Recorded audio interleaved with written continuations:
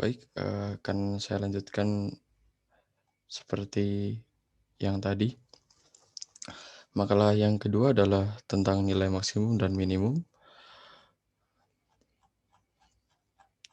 Seperti yang tadi, saya sudah menuliskan daftar isi untuk makalah kali ini. Yang akan langsung saya bahas yang pertama kali adalah bab 1 tentang pendahuluan. Latar belakang masalahnya adalah pada semester 4 kali ini, klimatologi 4 mendapatkan mata kuliah kalkulus lanjut yang perlu untuk dipelajari tentang yang berisi tentang penggunaan turunan, yaitu nilai maksimum dan minimum suatu fungsi. Maksimum merupakan nilai terbesar atau tertinggi pada suatu fungsi yang digunakan untuk menyelesaikan turunan dari suatu fungsi komposisi. Sedangkan nilai minimum merupakan nilai terkecil atau terendah dari suatu fungsi. Oleh karena itu, untuk memenuhi SKS mata kuliah ini diperlukan bagi taruna atau taruni untuk memahaminya. Dengan memahami maksimum dan minimum ini akan sangat bermanfaat di kemudian hari. Kemudian rumusan masalah untuk makalah kali ini adalah apa yang dimaksud dengan nilai fungsi maksimum dan minimum. Rumus apa saja yang ada di bidang ilmu nilai fungsi maksimum dan minimum, dan bagaimana pengoperasian rumus nilai fungsi maksimum dan minimum. Tujuan penulisan kali ini adalah memberikan informasi tentang nilai fungsi maksimum dan minimum, mengetahui rumus dan bentuk dalam mencari nilai fungsi maksimum dan minimum, mengetahui dan memahami cara pengoperasian untuk mencari nilai fungsi maksimum dan minimum. Metode penulisan sama seperti yang makalah sebelumnya, yaitu menggunakan metode kajian pustaka. Kemudian yang saya harapkan makalah ini dapat mencerahkan bagi siapapun yang membacanya agar pengetahuan semakin luas dan terbuka. Kemudian langsung saja saya akan membahas tentang bab kedua, yaitu tinjauan pustaka. Maksimum dan minimum. Suatu fungsi akan mencapai optimal atau maksimum juga minimum jika gradiennya sama dengan nol atau M sama dengan nol. Karena gradien sama dengan turunan pertama dari fungsi tersebut, maka turunan pertama dari fungsi sama dengan nol.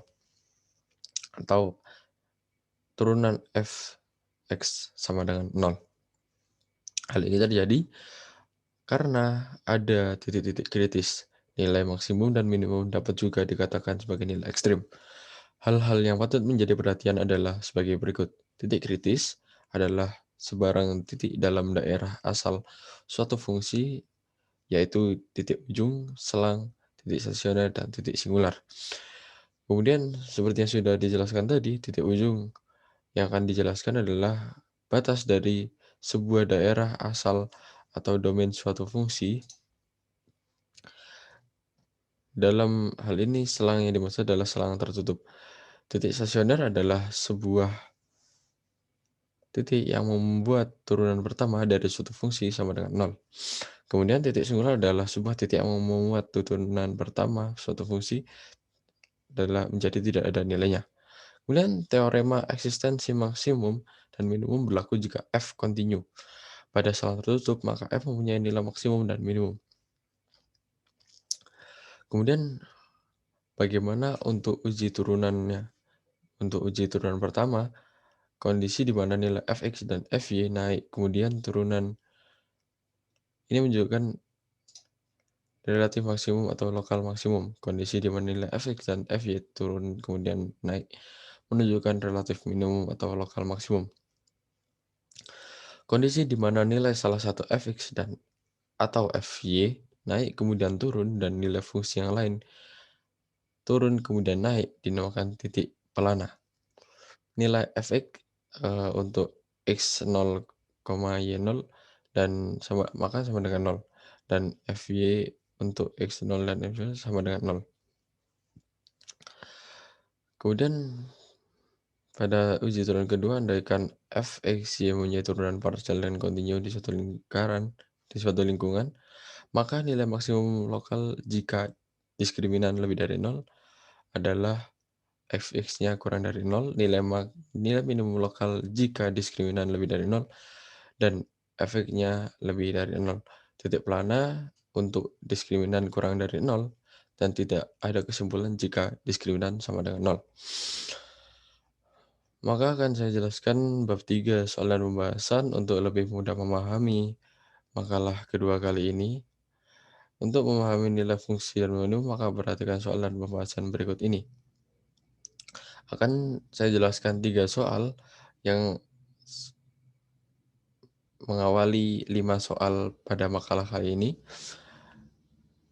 Soal nomor 1, tentukan nilai minimum fungsi f(x) sama dengan sepertiga x pangkat 3 ditambah setengah x kuadrat min 2x plus 3 dengan interval x lebih besar sama dengan min 2 dan x kurang dari sama dengan 0.